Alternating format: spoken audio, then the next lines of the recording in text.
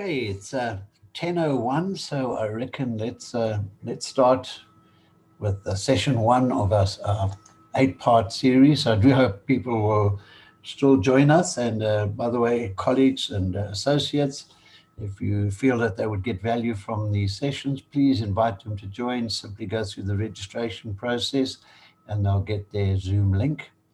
And away we go. I will also be recording these sessions and make those recordings available to anybody who's registered for it. So without further ado, and I said, I stress, please use the chat line, the Q&A for chat, and I'll keep an eye on it. Yeah, it says, Jacques, you're right, chat disabled. I don't seem to be able to figure out how to enable the chat. But so we'll see if I can fix that for the next session. But in the meantime, please use the Q&A. Devin, got your message? The whole Achievement Awards group all joined. So welcome aboard, guys. It's a great turnout. All righty, we are ready to rock and roll. So let's kick off with just openings and introductions. And there we go. So first and foremost, I would really just like to say thank you very much to the sponsors who make these free masterclasses possible. It's Corby Speech Analytics. I recognize a few of the people logged in today are using Corby Speech Analytics, so thank you very much. Smart Solutions, which is South Africa's own omni-channel contact center solution, enterprise grade, absolutely fantastic solution.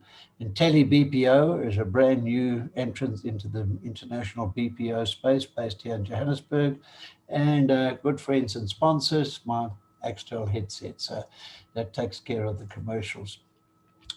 Now, I have absolutely no intention of reading all of that by way of introduction. As I said, I know quite a lot of the people logged in today. Those of you that I haven't had the pleasure of meeting yet, all of that is true, but it sort of dates me because, yes, first call center back in 1985, marketing support group. We didn't call it a call center in those days. My partners and I were actually running customer clubs. Some of you might have remembered the Mike's Kitchen Birthday Club.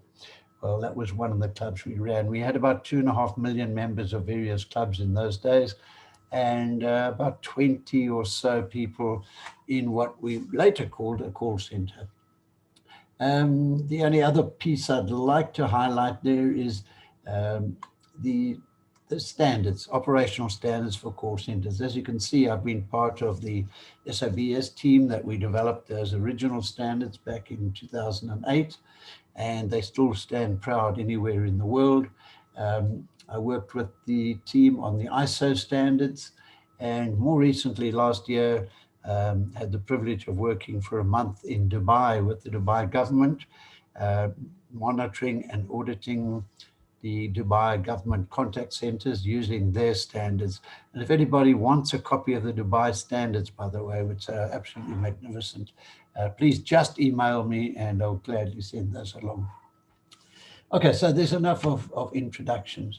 So during the next 8 weeks, we'll be looking at these various sessions. So today we're covering session 1 and 2, and these are kind of topics that we'll be touching on. But please feel free, as I said, use the Q&A to just sort of yach me on and prompt me to answer any questions. I'll keep an eye on that. And then our next session, which we'll be looking at probably the 10th of November, we'll move into more detail there, the process design workshop, as we move through the entire program. So feel free to come aboard, bring your colleagues, bring your associates, and have some fun in the process. All right, so that's the program we'll be following. And let's just kick off with this kind of statement. Management knowledge, a strategic imperative. I think in nearly 45, going on for almost 50 years in call centers, that dates me, where I've seen great success or greater success in contact centers is where the management team from supervisors upwards have this absolute passion for gathering knowledge, gathering information, and then utilizing it in their day-to-day. So a key strategic imperative. We are starting to see that executive level coming out of the boardroom is an understanding of a different view of contact centers and how strategic our industry has become. So what we try to do in the Masterclass series is, in fact, impart knowledge and skills where possible. So let's take a look at this concept, thought leadership. And it is a brand that I developed many years ago. And we run seminars and conferences under that in the old days of pre-COVID. But let's have a look at it, the definition here, straight out of Wikipedia. Organization or person recognized amongst their peers and mentors for innovative ideas and demonstrates the confidence to promote or share those ideas as actionable, distilled insights. So thought leadership is the kind of space that many organizations would like to be in and be recognized as thought leaders. An example I sometimes use is Discovery Health. Certainly thought leaders in the healthcare and insurance environment. And the second part that puts them into that space of thought leadership is the confidence to share their insights. So if Discovery comes up with a new product or a new way of doing things, they're not shy to share it with the entire industry and the public at large. So a thought leader is certainly somebody to aspire to be, or as a company to aspire to be that thought leader. Secondly is the trusted advisor. Who is the trusted advisor? Well, ideally, at the end of the Masterclass series, each one of you participating would become the trusted advisor to the organization. And if you read those definitions, particularly the second one, rely completely on that advisor's recommendations. So a trusted advisor has the knowledge, has the skills, has the reputation, has the business networks or the professional networks, and therefore becomes the go-to person in the organization when it comes to, in our case, contact centers, customer experience, etc. Right, so we want to be thought leaders and we want to be trusted advisors. Right, anybody who has attended my Masterclass series, and Nuri, I see you logged in there. I think you've been to 3, is it 2 or 3? You know this slide almost backwards. And I have many clients who print this slide out, put it on their wall in their office, because this is what keeps us contact center professionals awake at night and motivates us and drives us during the day as well. So key operational challenges. And I'm quite sure you can almost hear the voices coming down from the boardroom when you see these things, which is reduce your cost of operations. Executives in the boardroom have always seen us in the call center or contact center as being a reluctantly funded, annually funded or budgeted cost center with a financial pain in the butt. Because it's been very difficult for us to show true value, but that's all about to change, and we'll go through that. But so reduce our cost of operations. Secondly, we need to increase efficiencies. We are seen to be inefficient. If we just take, for example, high staff turnover, which is a bad reputation that we have in the industry, that is interpreted by many management groups as being a sign of inefficiency. So moving on, increase revenues, show me the money. More and more demand is being placed on the contact center to generate revenues through upsells, cross-sells, sales efficiency, collections efficiency. But you know, the mere fact that we are able to enhance customer loyalty and therefore lifetime value of customers is an indicator of increased revenues. And we'll discuss how we can start measuring the true value of the contact center and the value that we bring in terms of customer service. Then, of course, reduce risks or mitigation of risks. And up until a few years ago, risk was essentially seen to be financial risk. However, more and more our contact center, customer interaction center, is being held responsible largely for brand and reputational risk. And there's an interesting statistic that was brought out a few years ago. We did some research into South African contact centers, and particularly the sort of inbound customer service environments, where typically an agent would handle between 18 and 23,000 interactions a year. And that's 18 to 22,000 times that young 20-year-old has our brand and our product and our company's reputation in the palms of his or her hands or on her lips. So reputational risk, a major component of what we do in contact centers. Then, of course, we have to drive customer satisfaction, however we measure that. And we'll be discussing the different ways in which we measure customer satisfaction and the different metrics that we use in that space. So in other words, as we well know, there's a headcount freeze, there's an IT spend freeze, there's a CapEx spend freeze, there's a freeze on training budgets, there seems to be a freeze on everything. And yet management and executive management expects us to do a whole lot more with a whole lot less in the terms of resourcing. And of course, we cannot begin to even think about compromising on quality. So that slide really sums up what it is that we are setting out to do, what we're setting out to achieve, the information and knowledge that we ideally have at our fingertips to enable us to address each one of those issues. But I also suggest to print out that slide, put it on the wall in your office, because that's what we do. Right, any questions coming in on the Q&A line? Anybody want to, let's just take a pause. I'm just checking the, Devin, thanks for your message there. Nice to see the whole Achievement Awards team down there. Wish I was in Cape Town with you guys. So that's just a quick pause before we go on to the next one, which is world-class call center. Now, I'm quite sure that if I asked any one of us present today, would you like a world-class call center? Would you like to be part of a world-class call center? Would you like to be managing a world-class call center? And when I run the live webinars, I get a whole room full of people nodding their heads in agreement. Yes, we would like to be a world-class call center.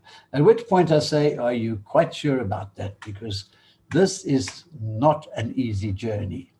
And that's why we start out these series of seminars by getting these definitions clearly verbalized and documented. So the world-class contact center is aspirational. And to put it another way, in 40-something years of being in call centers, and particularly the last 15 years, traveling the world, assessing, auditing, and visiting call centers, sadly, I've never seen a world-class call center. I've seen call centers that have world-class features, but when you see the definitions, very difficult to become that world-class. All righty, so a model going way back to 2006, where we started building this understanding of what is a world-class call center. Well, let's start off there with those axes. On the one side, we have the integration and operational maturity, and then we have strategic alignment. So with the best will in the world and the fattest checkbook in the world, if we went out and we bought the finest call center technology and we recruited the very best operators, managers, team leaders, supervisors, etc., the day we officially open our brand new call center, I don't care how much money we've spent, we are still a foundational contact center. We have to learn and grow operational maturity. So we're a youngster, we're in kindergarten. We also have to grow that strategic alignment with the organization. The next level is we become fundamental. We're starting to get our act together. We're starting to understand and to support organizational strategic objectives and tactical objectives. We're developing our maturity, we're developing the skills, we're developing the experience. And we move into this space of a developing contact center. We're slightly better than halfway on the journey, but it's a fairly stable environment, a developing contact center. We know what we're doing. We know what we're not doing. We know what our flaws are, and we are starting to address those. A mature contact center has reached a fairly sophisticated level of operational maturity. If it's a brand new call center, or if it started out brand new, around about year 2, we could achieve an operational maturity. We're delivering on our KPIs, we're delivering what the boardroom expects of us. The operation is stable, our attrition rates are down, our customer satisfaction KPIs are where they should be, and we're plodding along fairly comfortably. And for some organizations, it's not necessary to actually get to this point of world class. As I mentioned earlier, to me, it's something that is aspirational. We aim for it. We aim to be the best in the world. And but we have to concede that we need to go on this journey. Where are we on this journey? In one of the later modules in this series, I'll devote the entire session to auditing and assessing your contact center. And there are many ways in which you can do it yourself, or alternatively, you can outsource it and have independent assessment and audit. But it is vital for any contact center is to know exactly where they are on this journey. If we are stuck down here in fundamental, what is it that we need to do to become even mature? Now, a mature contact center is efficient, it's effective, it's cost effective, it has its cost under control, and is seen to be a significantly important component of the overall organization. So bear that graph in mind, and we'll return to it a little later. So what does it take to be this world-class contact center? Well, there are 3 components of that. The first, and I'll unpack each of those in subsequent slides going forward, is this strategic alignment. In other words, is the contact center focusing all of its attention and its efforts on what is absolutely imperative from the boardroom's point of view? What is the organization's strategic intent and tactical intent? And is our contact center supportive of that? So we'll drill down into that shortly. Secondly, compliance with standards, and a bundle in KPIs as well. And I'll expand on that in the next few slides.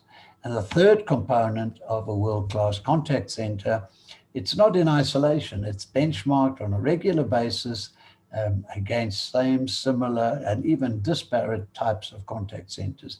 And it strives to achieve best practice in each of those. So we can now start unpacking each one of these. Let's look at strategic alignment. Now, any organization has its mission, its tactics, its objectives, its strategies, and these are the realities in the boardroom. And let's face it, COVID has taught us that these strategies change and can change in an absolute heartbeat as the world changes, the economy changes, the realities, the competitive landscape changes. And so this strategic alignment component is we at contact center need to be joined at the hip to the boardroom so that we respond fast to exactly what it is that that boardroom is expecting of us. So a very important component is strategic alignment. And I must share with you that it's one of the most difficult things to come up with when we're doing call center audits, is working with the operational team in the call center and then trying to get airtime with the executive team, the financial director, the CEO, HR people, etc., and to gather a true understanding and then to establish the channels of communication between operations at call center and the boardroom to ensure that that strategic alignment is in place at all times. So there it is, the contact center fully aligned with and supportive of the organization's core business strategies and operations. Now, in another session, in a couple of weeks' time, we'll be looking at the financial aspects. And it's a whole series, you may have seen them, I'm running, called Show Me the Money. And one of the reasons I believe why contact centers have been to a large extent seen as the poor cousins of the organization, and the reluctantly funded cousins at that, is that we need to change the way in which we report our successes into the boardroom, because the boardroom's language has got nothing to do with KPIs and IVRs and SH, and, call holding times and AHTs and WFM and all the acronyms that we use. It's all about show me the money. And we'll drill down into that, and we have a whole lot of strategies and methods and tools that I'll gladly share with you, including costing models, etc. And it's all free, by the way. And we'll show you how to communicate with the boardroom. Now, the big one, compliance with standards and KPIs. And this is really the difficult part. And this is where, as a call center manager, a huge amount of energy and attention has to be focused in this space. So let's break this down. We say operationally, the IT contact center effectively monitors and meets with specific, clearly specified standards. Very easy to say that, I might add. A lot more difficult to do that. So let's start unpacking this. We say that to be world-class, the contact center must achieve a better than 85 compliance with clearly specified standards, first and foremost, as defined by the organization. Now, I'll go on with a lot more detail about other sets of standards, the SABS standards, the ISO standards, and COPC standards. There are dozens of standards. But first and foremost, in my opinion, having audited and worked with contact centers as a consultant, first and foremost, the organization needs to define its own standards. We can reference to all sorts of other standards as source of input, but we need to define our own, because internally, we're going to have company culture, we're going to have processes, we're going to have procedures, we're going to have a whole lot of things, which is the way the organization works. Some of those may be right, and many of them may have flaws in them, but at least we need to have a starting point. Then the second is internal and external customer expectations. So first, let's take the internal expectations. As a contact center, we may have expectations from our colleagues in sales, marketing, distribution, warehousing, logistics, finance, HR, etc. There are a whole lot of internal expectations. But each one of those is either an SLA or it's a standard, and it needs to be documented, and we need to maintain monitoring that and adherence to that. And heaven forbid you call in an external auditor, we need to be able to see categorically that this organization is maintaining a minimum of 85 compliance with those internal expectations. Secondly, the external customer expectations. It's another one of my hobby horses. I believe that many organizations, and let's just look at contact centers, base a lot of tactical, strategic, and process changes on what they assume the customer, external customer, expects, and not what they know. We do far too few customer surveys. We have far too few formal research reports on this matter, but that's a topic for another discussion. So just bear in mind, we're looking at internal and external customer expectations. The next point is specific industries. We're either in banking, we're in travel and transport, we're in logistics, we're in insurance, whatever it is. Our industry would have certain standards that it works by. Some of those would be statutory, imposed on us by the government or the regulator. We may have contractual requirements if we're a BPO operator, for example, or we're simply doing work on behalf of a client. And then there are the professional boards and associations, FSB, Financial Services Board, which has recently changed name, PCI, the payment card industry, SABS, ISO, COPC, Dubai standards. So we have a whole lot of other standards that we can reference and bring those into the systems that we use to monitor and manage and audit our operation in terms of those standards. So just a quick look at standards and KPIs here, by the way. Here we have the South African national standards. That took a group of, there were about 70 of us involved in this project. It was funded by the Department of Trade and Industry largely, and to some extent by the private sector. As teams, we met sometimes once a week, sometimes even twice a week for several hours, and we evolved what became these 3 sets of national standards. You can see there's the outbound contact center, inbound contact center, and the one hiding behind here is the back office operations. All in all, there are around about 2,500 line item standards embodied in those SANS documents. And each one would represent a guideline for operational best practice. Well worth getting a copy of those and having them on hand. Then, of course, we have the ISO standards, and just an interesting little aside here. In 2008, South Africa actually became the first country in the world to have national gazetted standards for the operation of contact centers, August 2008. It was a very proud moment for South Africa.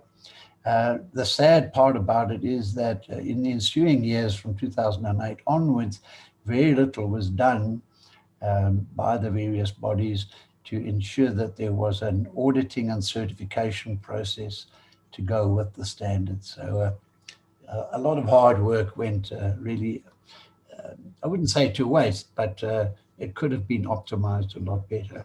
However, a few years later, along comes ISO, the international standards body, and they were looked around the world for what they could base an international standard on. And lo and behold, they found the South African standards. And back in the day, we set up the first operating committee to start developing the ISO standards. I had the privilege of chairing that committee for a brief period, and then it was taken over by the likes of Lynette Morris and a few other stalwarts who went for several years. Tracy Freeman was involved as well, developing and guiding the international body towards what became now the ISO 18295 standards for customer services. Once again, well worth getting a copy of that and referencing it as well. And then down here, just as a note on that, you can order all of these online at SABS. I'll come back to the Dubai standards in a second. Here's something else for free. I call it my 480 contact center KPIs. Not that I expect any contact center to adhere to 480 KPIs, but this is a work in progress document. It's an Excel spreadsheet that I occasionally update. I should spend more time on it, but we gather together in one place top KPIs and standards, and you'll see when you get the document, if you want it, you just email me for it. You're able to sort of set your own goals and stretch goals and targets and apply different types of standards. So feel free to e-nag me for that, and I'll gladly send it to you. There's a little booklet that I wrote fairly recently. It's available on my website as well. I've extracted out of that about 12 or 14 of the top KPIs for a contact center, that if you focus on those top KPIs, many of the others will tend to fall into place. And so you can just, if you subscribe on my website, you can download this.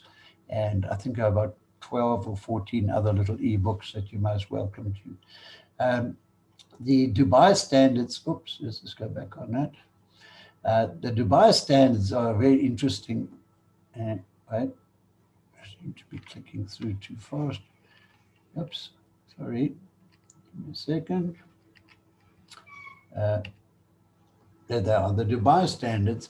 About 6 years ago, the Dubai government identified the reality that they were running around nearly 40 different contact centers throughout Dubai.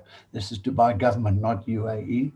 And they appointed some good friends of mine who have a consulting business based in Dubai to write up what has now become the Dubai Model Center standards. In my opinion, this is the best set of standards anywhere in the world. They far exceed in terms of the ease of implementation, ease of auditing, etc., any of the other international standards. And if you would like a copy of those, just enag me and I'll gladly send them along. And this is our colleagues and I, there were three of us all together, spent the entire month of October last year as guests of the Dubai government and staying in a 7-star hotel. And we were just treated like royalty. The hard work was auditing nearly 30 contact centers. And Dubai, in my opinion, will become a showpiece for how public sector contact centers should be run. So if you want a copy of those, enag me and I'll gladly send them along to you. Okay, benchmarked. Now, of course, this is assuming we've applied all our standards, we've decided which ones we want, we've built documentation around it, we have standards monitoring in place, we're doing everything possible to make sure that we're on top of it, and now we need to start looking at benchmarking. Just as an aside, Devin's asked a question, will the slides be made available? Absolutely, Devin. So certainly I'm recording this, so as soon as, probably in a day or two, I'll have this session up on YouTube and I'll send you all the links. And I will also put the slide deck into a Dropbox folder and send you the links on that as well. So whatever I've got is freely available to anybody who wants it. And as I said, it's all made possible thanks to my sponsors out here who allow me to and fund me to be able to do this all at no charge to anybody. So moving on, benchmarking. So we've got our operation up and running, we've got our monitoring in place. Now we need to start benchmarking. And first we start benchmarking against similar operations. So if we're a bank, we need to benchmark against a bank. If we're an insurance company, we need to know and understand how good or how bad are we compared to our competitors. We say it should be done on an annual basis. Some organizations do an annual audit and then every 6 months do an interim audit against that. And we have a whole lot of tools and methodologies, which I'll share with you as well, to allow you to do that yourself. So that benchmarking ideally is on a national basis, on a regional basis, and then of course international, same sector, bank for bank, and similar, and even non-competitive contact centers. And then, of course, the last piece, which is, can your organization achieve an 85% compliance score against, and wait for it, those key performance indicators that are internationally recognized to comprise best practice for a contact center operation of your same type. Now, what is this best practice? Well, there are a group of around about 40 of us, I suppose, internationally located consultants all over the world. We share a lot of information, and we have a list of KPIs that we consider to be those that are best practice for just about any contact center. And so that's what we would call global best practice. So if we do those three things, we are aligned with the strategic intent of the boardroom, we are meeting our KPIs that we've defined, we are benchmarked, and finally we have this 85 compliance score against generic KPIs. Then we're a world-class call center. Right. So moving on to this. So another little ebook I wrote on how to assess, audit, and benchmark your call center. This is based on, back in the day, it was around about 2008, 2009. My colleague, a couple of partners and I had a consulting business. We had, I think, 8 or 9 consultants on our staff, and we developed some very sophisticated auditing and assessing and benchmarking methodologies that I've retained ownership on it. And on the back of that, this is a little handbook on how to do it yourself. It's not easy, but this little bookie outlines all the processes, procedures, etc. I also have a whole lot of spreadsheets, which I'm more than happy to share with anybody who wants them. So,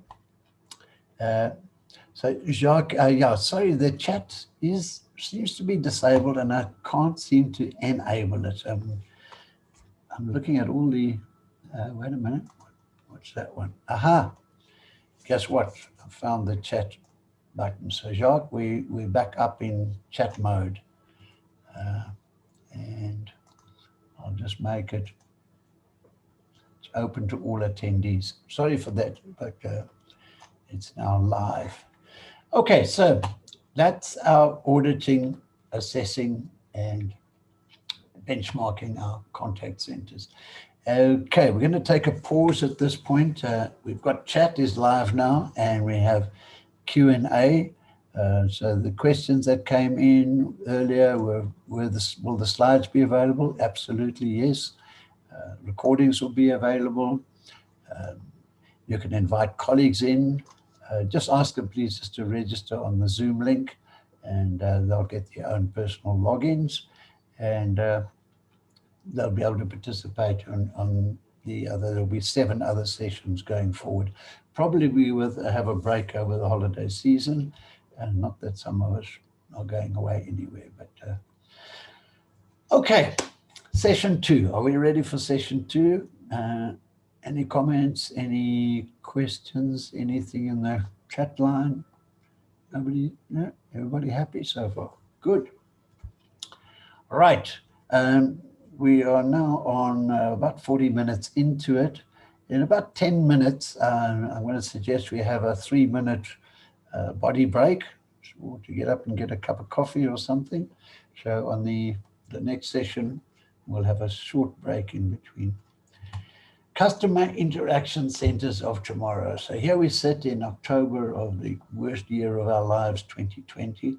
We've learned a huge amount. We've learned a lot more about our organizations. We've learned that the cloud isn't a spooky place and that we can trust it. We've learned that work from home is a reality, and in many instances, it's actually working better for organizations and for the staff. So what is the customer interaction center of tomorrow?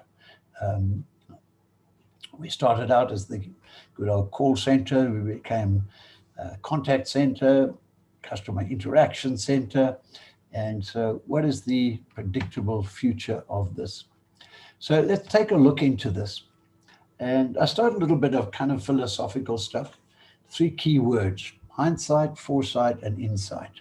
And let's unpack each one of those, because we're going to need all 3 of those if we are going to be the architects of the world-class contact center of the future. So, hindsight, understanding of a situation often long after it happened. Yeah. Now, my example of that is around about 8 or 9 years ago, could have been less. A friend of mine called me from India, and he said, he's just come across this most amazing, awesome investment opportunity. And if I put in $500, I'll be wealthy and retire for the rest of my life. My response was, no, I don't think so. $500, even rand value, is a lot of money. No, I don't think so. No, I'm out. Well, if I put my $500 in, it peaked in December 2019. Anybody remember what it was? Bitcoin. My $500 would have been worth around about 25 million rand today. So hindsight, expensive mistakes. Foresight, let's turn it around the other way. The ability to predict what will happen or be needed in the future. And this is something that we as contact center professionals really need to be on top of. And to have that foresight to be able to advise our organization and to engage at executive level and find the resources and to influence change and understand what is going to be needed for the organization to be successful in the future. So we need that foresight component. The insight in a similar vein, gain an accurate and deep understanding of something. So if we overlay those and we have foresight plus insight, it means that we are able to use our foresight and insight to devise these disruptive strategies. Organizations with disruptive strategies have this exponential growth and prosperity. So the foresight and insight examples that become so cliched now are your Airbnb and your Uber and your Amazons and your Googles. And these are organizations that have had that foresight, insight, evolved their disruptive strategies, and from then on, the sky's the limit. So that's what we're going to try and achieve here. Right, let's sit back slightly and look at what's influencing our world, our operations, our contact centers, and in fact, the world that we live in our personal lives. But back to contact centers, economic drivers. What this is showing is that we are certainly getting increases, quite in some cases, quite dramatic in the volume and the nature of interactions. Let's just call them interactions. Telephone calls, emails, text messages, the whole omni-channel bundle. Customers are expecting more of us, and therefore those volumes are increasing. Traditionally, as volumes increase, headcount increases. And headcount has a knock-on effect into operational costs. And so unless we do something significant or different, we're going to get increase in headcount and increase in operational costs to the organization. Not something we want to see, but it's a reality. So there's our first key driver. I've introduced this one as well, just to put it into perspective. I picked this up, and I was privileged to go to this Gartner conference in the UK in 2017, and I don't think much has changed since then. But we now start looking at the cost to serve. And as we can see, as the channel type increases, the cost increases. So voice calls, by quite a large margin, are still significantly more costly than just about anything else on this chart, going all the way down to, web FAQs. Other than the cost of maintaining it, there's very little, if any, cost to the organization. And on this subject of cost, and it's another topic which we'll deal with in a lot more detail in a separate module, but to me, one of the great tragedies of our industry is there are very, very few operational managers who can actually give the accurate answer as how much does it cost per minute, per contact type in your contact center. That's per email, per call type, etc., etc. Unless we can get a hold on those costs, a chart like this becomes somewhat meaningless. But nonetheless, I introduce it as a concept that we have now a proliferation of channels, and there are a lot more than we show here, and we need to look at our matrix of service offerings and align our technologies and our processes and procedures and our skill sets to achieve the best level of customer experience whilst maintaining controls over the cost components of it. So let's keep that in mind as we move down the line. Primary business drivers. The organization sees us as burning money. We're a cost center. There are very few exceptions to this. And we really need to get on top of that and truly start understanding the cost modeling. One of the modules further down the track, when we talk about cost modeling, I'll be bringing in a professional colleague of mine, Hilaria Filandero, who's a specialist in developing cost models for contact centers. He's been doing it for many, many years, and it's something which a lot of operations can do with. So I'll bring him in as a guest presenter later on, because we need to move our contact centers into this middle ground of value center. In other words, we need to be demonstrating to the executive team on an ongoing, regular basis that we are contributing value to the organization. revenue as well as true value in terms of customer satisfaction, customer retention, upsells, cross-sells, whatever those metrics are, we need to be able to constantly show that we're delivering value. And ultimately, the point is to achieve where we are seen by the organization as a critical component of the organization's revenues and profits, bottom line profits driving through into the organization. So we need to be in that space. That said, let's go to the next one, which is customer demographics. So that's my kind of generation up there in the top left-hand corner, the baby boomers, and even before the baby boomers, giving away to millennials, and now the Z generation coming through. Those demographics are changing and changing so fast, and along with it are the necessity for us as organizations, and particularly contact centers, to change how we engage with these market segments. Market drivers, what's happening out there in the marketplace that has so disrupted our organizations? There it is. It's that ubiquitous smartphone. And if we just look at the uptake of smartphones, and there's a lot of research available that, even into the lower LSMs, there's a fancy smartphone out there somewhere. And of course, with the smartphone and the advent of more and more low cost or even free Wi-Fi and broadband being made available, the impact of that smartphone on our profession is huge, because with every smartphone, there's a proliferation of digital channels, all your social media channels, chat channels, video channels, you name it, it's there.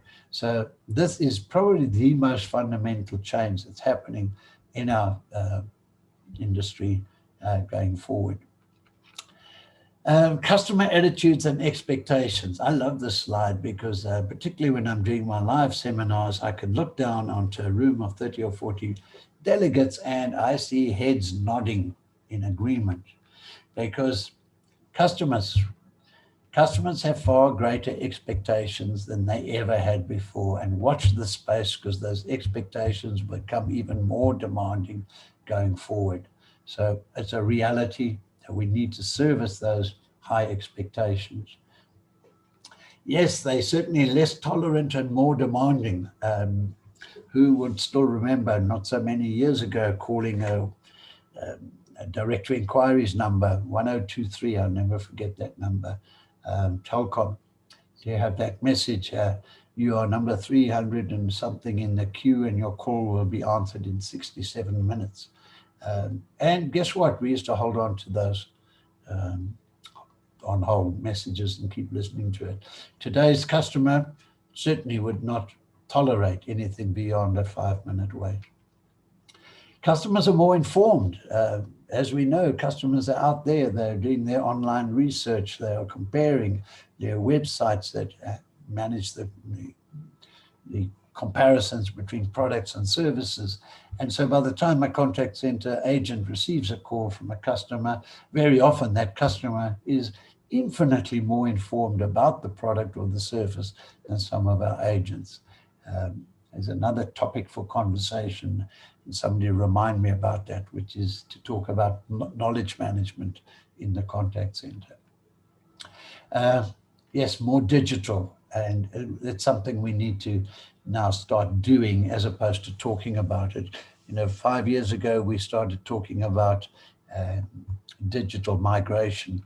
In fact, I run workshops on digital migration, and ironically, it took COVID to accelerate that. So digital migration projects that have been on the back burner for years and projected to take 2 years or so to roll out, all of a sudden in the space of 2 weeks, many organizations deployed work from home agents into a totally digital environment. So definitely on the trend line.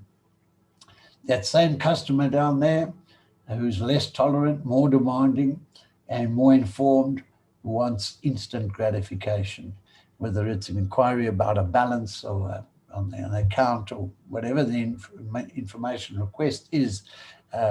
They will no longer tolerate, we'll call you back, please call again later, that type of interaction that we have had in the past. They know we have their information and they want it, and they want it now. And that drives this demand for more self-service, that almost reluctance to talk to agents.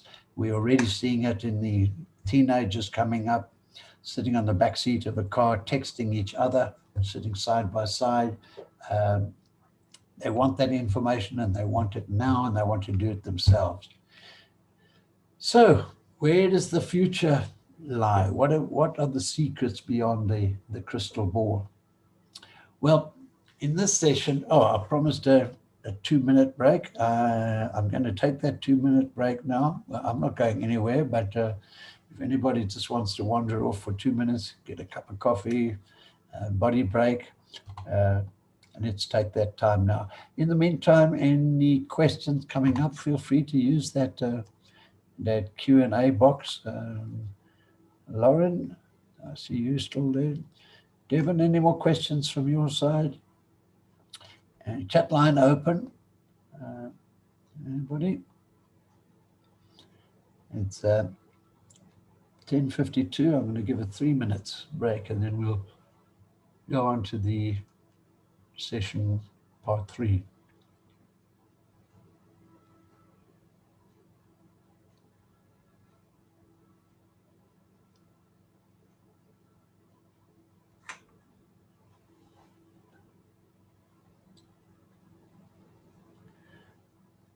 I see we've got a nice turnout from our good friends in Durban at Capability.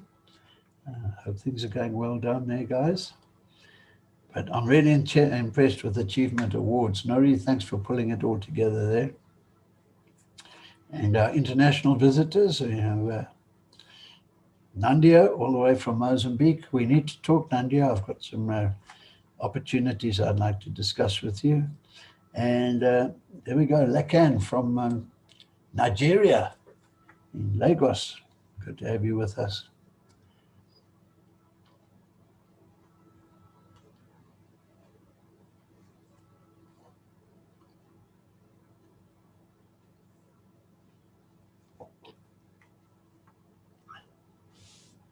Are we good to go again? If any of your colleagues have left us for a coffee break or whatever, please just message me if you think I need to wait a few moments.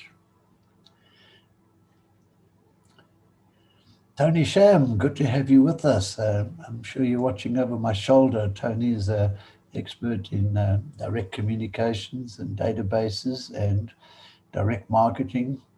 And I'm really glad to have you with us, Tony. Thank you.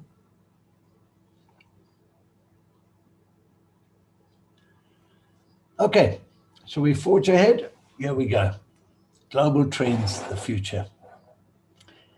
Where are we going as an industry? Let's have a look. So what I've done here is about every 3 to 4 months, I engage with consultants and analysts all over the world and start picking up on some trends, what's happening in North America, what's happening in Canada, what's happening in the Middle East, Australia, a lot of exciting things happening there, what's happening in the BPO space. And so every 2 or 3 months, or probably every 3 months, distill all of these insights and try and pick out what are those global trends and what is the impact on us as a region. Because some of those global trends might be happening in North America, for example, and might have very little current impact on where we are as an industry down in Southern Africa. And so it's difficult sometimes to juggle these around, but it's also fascinating to see how these trends change. And I've been doing this model for about 5 or 6 years now.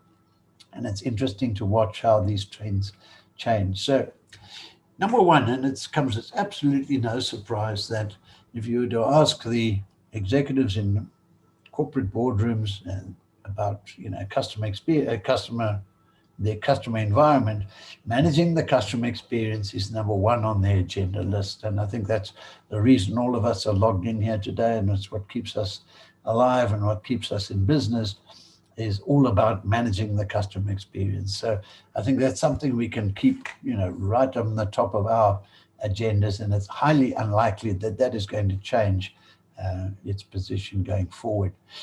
What has been really exciting to see over the last 5 years, 5 or 6 years ago, quality management and quality assurance was around about number 3, between 3 and 5. It fluctuated there. But quality management and quality assurance and how we do it has changed quite dramatically, particularly in the last 3 or 4 years. If we look at the importance of quality, the tools that are now available, from deep dive data analytics to the one that I'm very involved in, some of you know, in speech analytics, in combination with quality management, has become an incredibly powerful tool to have those deep insights into customers' wants, needs, desires, expectations, state of satisfaction. So quality management, certainly the second most important component. Thirdly is, and I'm delighted to see this, staff engagement and workforce optimization. Up above my desk here, I have a library of reports that come from used to be called the Dimension Data Global Benchmark Report. It's now the NTT Global Benchmark Report. It's been going for 20-something years, and I have a copy of each one of those reports. And there's literally been no change in it since the early days, that between 70 and as high as 80% of total operational costs of any call center will be around people, salaries, wages, incentives, etc. And so it's not surprising that staff engagement and getting the most out of that workforce has risen to number 3. And I think COVID has also put a lot more pressure on us to truly understand our workforce and our agents, to understand the drivers that they hold in highest regard, such as training, such as incentivization, motivation. All of those things are really, really key, and they've become more important as the years have rolled on. Workflow and process automation. 5, 6 years ago, if we talked to you about process automation, it was simply the realm of the major banks and insurance companies. Today's solutions, technology platforms and solutions, are making a lot more of these process automation tools available to us in an operational sense. So it's quite exciting to see that it's risen from positions 8, 9, and 10 down there, right up into a number 4 position. Because if we get this piece right, process automation, it assists our staff, it makes it a more pleasant working environment, it drives quality management, and it supports customer experience. So not surprising, that one. Interaction analytics, data analytics, CRM analytics, and we could expand that into voice analytics as well. Now, all of those are assisting and working synergistically with our process flows and automated processes to drive through, for example, digital channel preferences, and just enhancing the overall customer experience as we go through it. Social media integration. It's always been quite surprising to me that we've tended to put social media communications into somewhat of a back burner. However, in the last year or so, we're seeing greater and greater take-up on the social media. Even 2 years ago, we called WhatsApp a social channel. Today, it's become a mainline channel, particularly in the WhatsApp for Business space. Social media as channels, as the influence on the market, we have to take more and more cognizance of what our customers are saying about us and to us in the social environment, because it drives through managing the customer experience across all channels and all social environments. So that was the first 6 in our set of top 12 drivers. Let's have a look at 7, and this is the one I remarked on a little earlier, this digital migration and omni-channel. It's very often confused is what is omni-channel, and I'll go into that in a little bit more detail on another slide. But this slide deck I put together about 3 months ago. If I was to remake the slide deck now, I would hazard a guess that if I did those surveys again, that digital migration would probably be up in these slot number 3 or 4. And that's driven by the realities of COVID. Data analytics, machine learning, and AI. We could have an entire workshop on that. It's similar to the previous driver in there, but the actual mechanics of machine learning and AI are only really starting to evolve now. And it's really exciting to see new platforms and solutions coming through where it's no longer smoke and mirrors and vaporware, as we used to call it, but machine learning and AI is becoming a reality in our space. Hybrid outsourcing. We've been through various iterations of outsourcing, and it's changed over the years from so many rands of dollars per seat per month into outcomes-based, shared risk. There's a whole raft of new ways in which we are starting to put outsourcing together. Many organizations that might previously have steered well away from outsourcing are now looking at components of their contact centers and saying there's certain functions that would be perfectly practical and in fact make logical economic and financial sense is to farm them out to more specialized outsourcing bureaus, agencies, BPO operations. One of the reasons there as well is we're starting to see huge investments by the BPO operators into the new generation technologies with AI and deep analytics and speech analytics, etc. And many of those BPO operators are actually able to provide those services at considerably lower costs to captive contact centers. So definitely watch that space as this whole hybrid outsourcing and BPO evolves. It's been interesting to see organizations becoming far more proactive in their customer engagements. And so outbound is once again coming back into favor. What an interesting aside, and we'll discuss it in more detail in one of the future sessions, is a few years ago, even 10 years ago, organizations, particularly telesales, collections, etc., were almost obsessed by the need for predictive dialing solutions. We're seeing, and I think it's driven by analytics more than anything else, an uptake in preview and preview dialing methodologies. Data security and personal information. Spot number 11. I predict that is going to go rapidly up into the first set of 6. And now, excuse me, I do need to sneeze.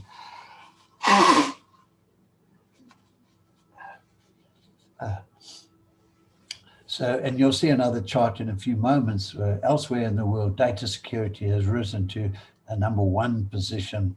And, given data breaches that we've had locally, I wouldn't be surprised if this goes right to the top. And of course, our good friends in the public sector have slowly woken up to the fact that call centers and contact centers can be a very effective way of engaging with citizens, whether they are in the municipal environment, in the government environment, provincial environment. But we're seeing greater interest in public sector contact centers going forward. So they're your top 12 global trends. And I said, they will vary slightly, and I would predict that this is going to change quite significantly in the post-COVID environment. Any questions on that coming up? No. Let me just check. Chat still disabled. That's interesting.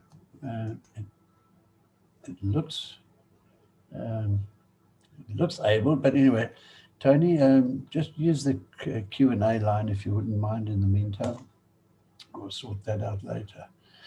Okay, so a really good friend of mine, Peter Ryan, who's based in Canada. I consider him to be the #1 man in BPO and contact centers as an analyst anywhere in the world. He's connected with pretty much the whole world's operations in BPO. And he carries out surveys on an ongoing basis. And you can see just some headlines from a webinar that I attended with him in May.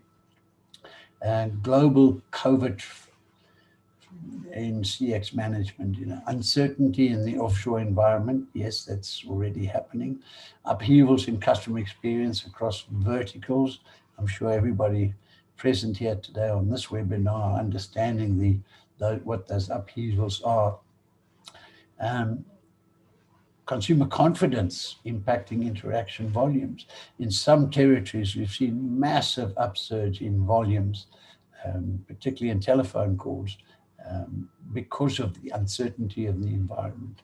Now, if we just take the situation here in South Africa, back in March, April, when we started going into serious lockdown level 5, if we take, for example, the UIF, which is our unemployment fund, their contact center, I think it did something like 20 agents initially, and within the space of weeks, various companies came to assist, and that ramped up to, I think at one time it was close to 1,000 agents handling tens, hundreds of thousands of calls from customers, all uncertain about the future, and particularly about UIF claims. Then, of course, we had this shift from work to home, and that's almost worth a separate webinar all on its own. But many new organizations have rapidly shifted their business model away from on-premise into the work-from-home model,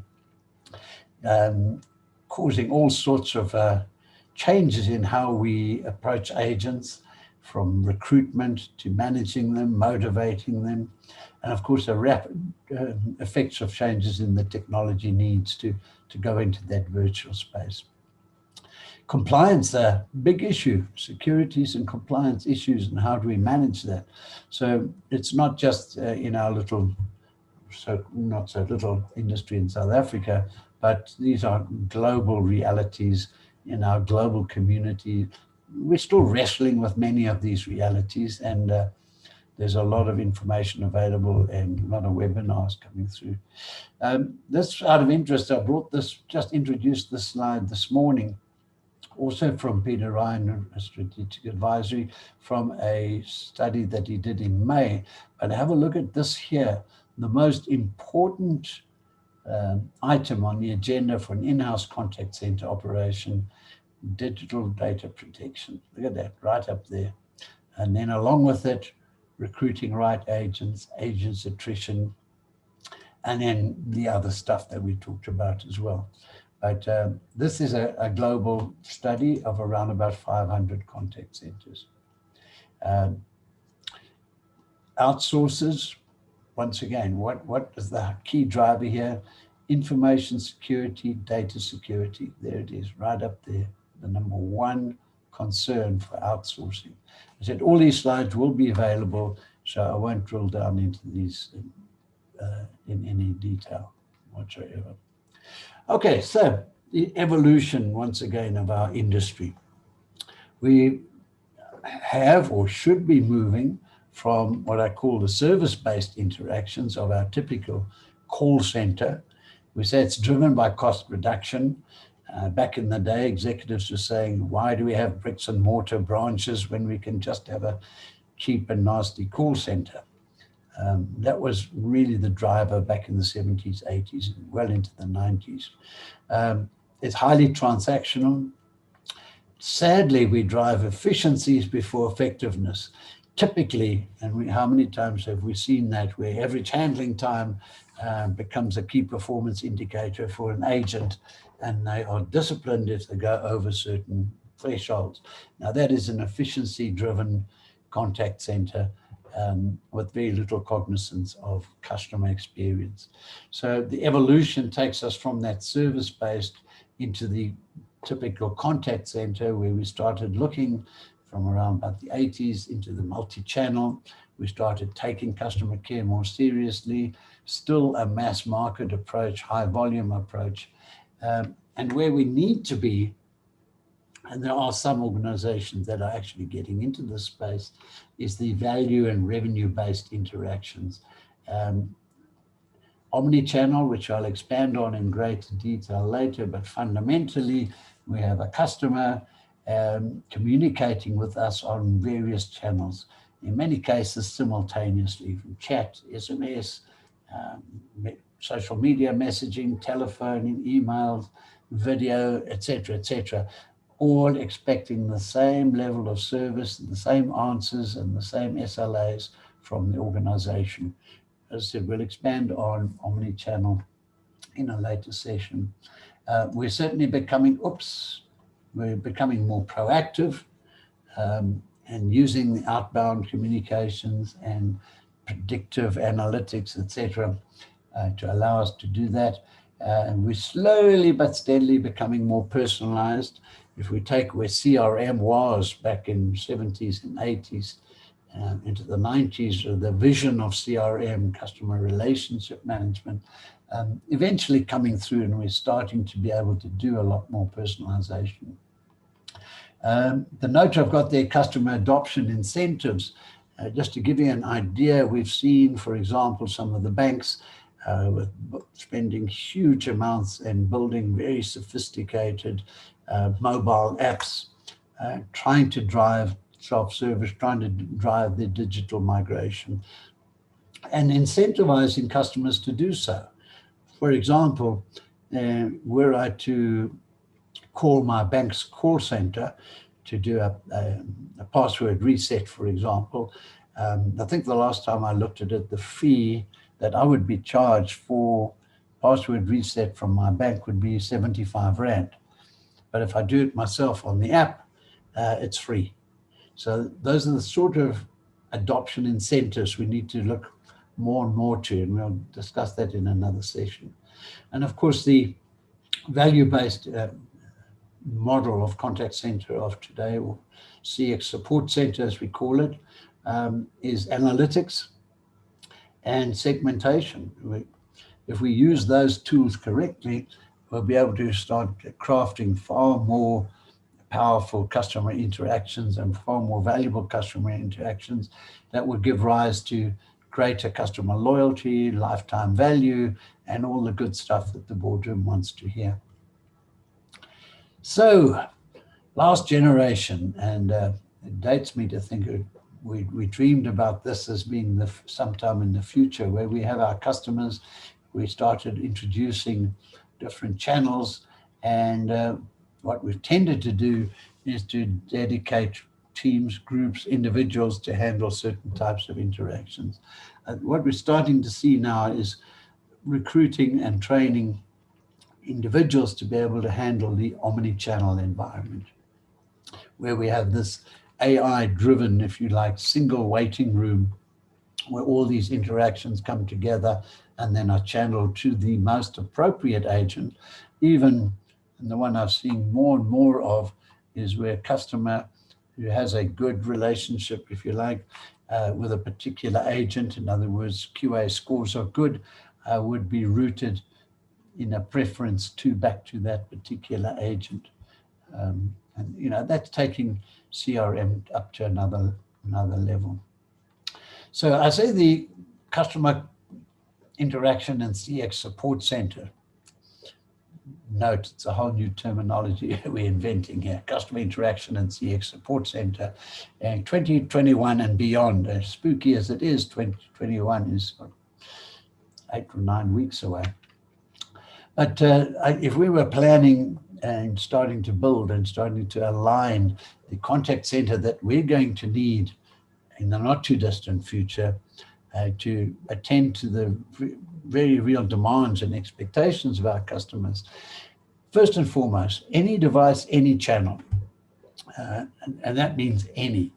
And somehow we have to deploy the right platforms, technologies, processes, and systems to allow customers to call us, communicate with us, any device, any channel. And what's more, any time of day or night. I'll pause on that one. I'm not for a moment suggesting that we have to have 8 live agents on standby 24 hours a day. That would be ridiculously expensive to manage as well. But we'd better have our systems and services in place and self-service portals, etc., because there they are, to be able to handle 7/24. Because if I can call an airline at 3 a.m. and make a booking, then I would expect to be able to call my insurance company at 3 a.m. to log a claim or whatever it is that I want to engage with. Comprehensive systems integration. Heaven forbid, we have been talking systems integration in contact centers for the last 30 years. And it's always a project on the back burner. Yeah, we'll get round to it, we'll get round to it one day, one day, one day. Well, one day is now, because unless we have comprehensive back-end systems integration, we cannot deliver the kind of self-service portals. We cannot deliver the 27/24. We cannot deliver the omni-channel environment. And so it's no longer a nice to have. This is just has to happen. Simultaneously with that, as we haven't got a hope in hell of having high quality customer interactions if we're not analyzing what's happening in the background. And that means what's happening across all the back end systems. So it's got to be a sort of omni system analytics that's got to really be driving the tactical and strategic directions.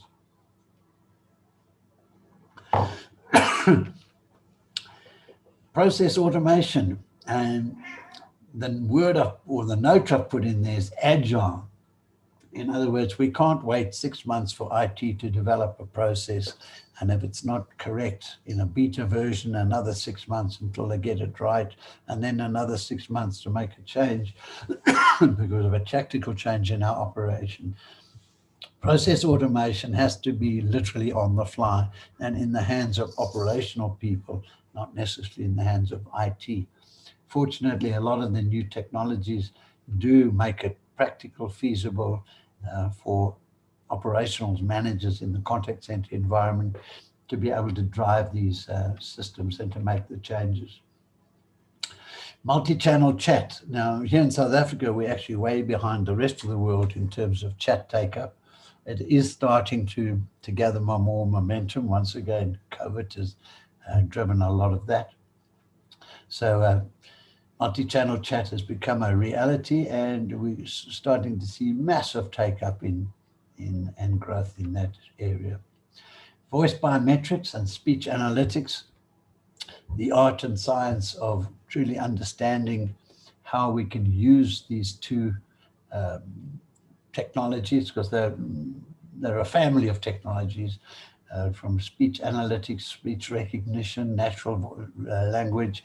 All of these are starting to become very practical, very affordable, and driving huge changes in strategic thinking. So if we take analytics and we add speech analytics, that gives us real insights into what our customers are saying. I noticed some people on the session today have attended some of our workshops and demonstrations on how we're using speech analytics to analyze and to automatically QA score 100% of all calls. And so it's a massive turnaround in the way we run our operations. I touched on it earlier this morning, the need for knowledge management. One of the great tragedies in an industry such as ours, where we have high staff turnover, is the knowledge and the information that is accumulated during a tenure of 3 or 4 or 5 years walks out the door when we lose somebody out of the contact center. So knowledge management, critically important. It also drives a major component of our self-service portals and FAQs. There's the omni-channel model that we spoke about a little earlier. So all of these things come together into the contact center of the future. And it's not necessarily the far future, it's today. 2021 is on us. And so let's talk about who's going to be at the center of this. I call it the super agent. This is no longer some young 20-year-old just starting out, first-time worker.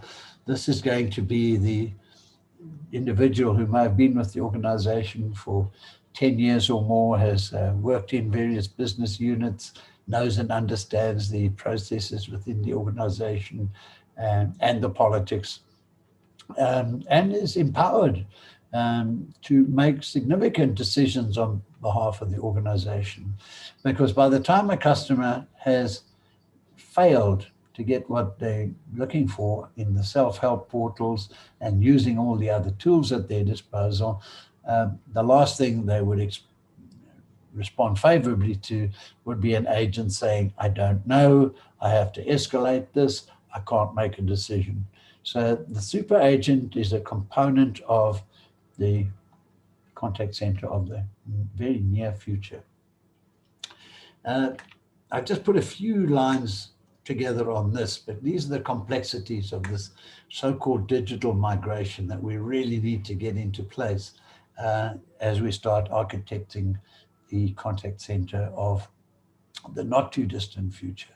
So just looking at that alone, those are the challenges that IT, operations, HR, contact center management, and the executives really need to take cognizance of going forward. So some key takeaways out of this session: smartphone penetration, radically changing the way we do business, how we engage, and how we interact with our customers. The digital channels and the proliferation of those and the impact that they're having on our contact centers and our ability or inability to service our customers across all of those. There's the changing demands, expectations of our customer environment. The demographics changing. Heaven forbid, in 5 years' time, those teenagers are our customers, and we need to start building infrastructures around what their channel preferences and their communication techniques and methods will be going forward. There's your customer interaction center of tomorrow with our super agent front and center, and the whole omni-channel AI-driven routing and monitoring and managing situation. So that's really the realities of the 2021 contact center. Any questions coming up from the floor on that? I see we've actually finished a lot earlier. It's 90 minutes, so it's just about spot on what I thought it might be. But any specific questions? We've got time. I've got all the time in the world. So while I'm waiting for questions, once again, thanks to my sponsors. Just give them a bit of airtime. Corby Speech Analytics, English, Afrikaans, isiZulu, and Sesotho Speech Analytics. I see we've got quite a few users present today. Launched in Q1 of this year. We're already over 30 call centers in South Africa using Corby, and very, very quick ROI, like within weeks. Smart Solutions, South Africa's own omni-channel, multi-channel, complete enterprise-grade contact center suite. Everything you've ever dreamed about in call center technology, all in one platform, and about less than half of what you would pay typical American or international big brands. IntelliBPO, a new BPO operator, nearly 1,000 seats at disposal, state-of-the-art technologies, and watch the space. I'm going to be doing a lot of international work. And my good friends, and I thank them for my Axtel headsets, manufactured in Poland to European standards for quality and safety, and highly cost comparative as well. It really is a great product. So I don't see any questions coming up. I'll try and get to the bottom of why the chat session is not, chat line doesn't seem to be working. So our next session is Tuesday the 10th at 10 o'clock. It'll also run around about 90 minutes.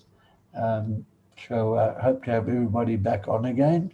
And as I mentioned earlier, please, please, please get your associates, colleagues, friends, just to log in on the Zoom site to get your links, and away we go. So I do hope everybody's enjoyed today's session. I really would like to get some feedback on that, either by email or in the chat or in the Q&A panel. There we go. So I just see it's been a bit slow, the number of questions coming up. Difference between omni-channel and multi-channel. Nandio, thanks for that question. Really, really good. The difference between omni-channel and multi-channel. Now, if we take multi-channel, historically, we would build that on the base of an ACD, automatic call distributor, and then we would add, for example, email, but it would be as a separate silo. Emails would come in and might be directed by a manager to a particular person. An SMS would come in and again would be directed to somebody else. Whereas an omni-channel takes all of those interactions, voice, email, text, social media, into, I call it the single waiting room, and then the AI, or the way we've configured the system, would then route those interactions to the appropriate agent. So an appropriately skilled, and let's call it a mature agent, who would be skilled, who would be able to handle voice calls, text call, messages, chats, multiple session chats, all in one. But omni-channel is a big discussion. Nandia, I'll certainly be, I'll send you some more information about that. So, I'll engage with you on the other matters. Devon, thanks so much for your nice words there. I'm glad you enjoyed it and look forward to having more of you there. And Quentin, all the way from Myanmar, where do you think super agent will be placed physically? At the home, in an office? What about in-source versus outsource? Follow the same methodology for larger call centers. Nice question, big question, Quentin. I think that, it's more and more we're seeing super agent being home-based. If we just look at the proliferation, for example, in outsourced QA, quality assurance, there are many, there's several companies that I know of that have 40, 50, 60, hundreds of agents essentially working from home doing QA. And to me, that is your super agent. So the more we trust them, the super agent, the more we trust them to work in their own environments. In-source versus outsourced, more and more we're seeing the hybrid between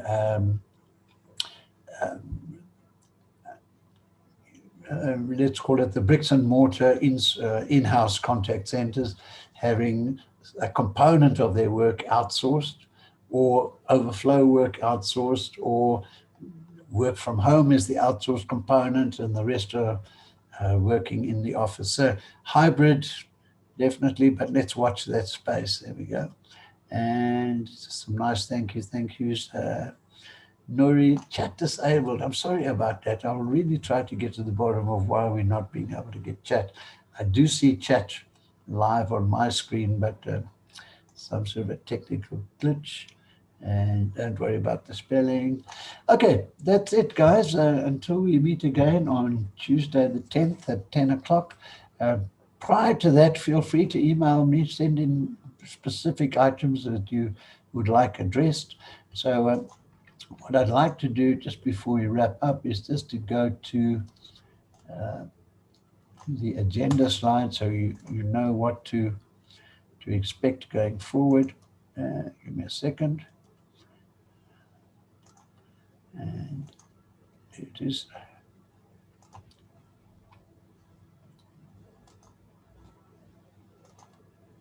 And, okay, so if you're seeing that slide, you should be. So next week, we'll be looking at customer satisfaction and loyalty, whole customer experience management, customer relationship management, CRM, or sometimes CRM stands for customer rage management, and the impact of social CRM.